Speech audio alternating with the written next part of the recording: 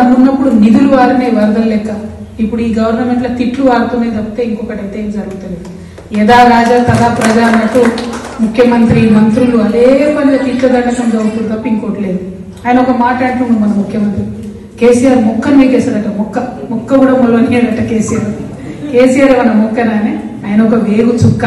ఆయన ఈయన చూసి చూడగలుగుతాడా, అసలు ఆలోచన చేయగలుగుతాడా, ఆయన ఈయనకు అర్థమవుతాడా, అంతం చిక్కుతాడా?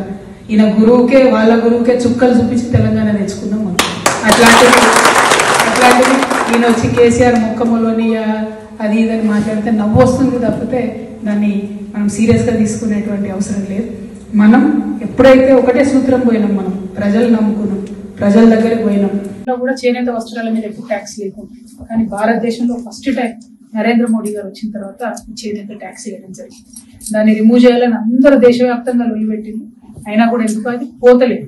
అయితే ఇక్కడ రాహుల్ గాంధీ గారు మన రాష్ట్రానికి ప్రచారానికి వచ్చినప్పుడు ఏం చెప్పారంటే, సరే మోడీ గారు వేసిరు 5%, మేము తెలంగాణలో అధికారంలోకి వస్తే ఈ 5% మేము రద్దు చేస్తామని రాహుల్ గాంధీ గారు జడ్చర్లలో సభ జరిగినప్పుడు మన కుల బాంధవులందరినీ కూడా కలిసి వారు చెప్పడం జరిగింది.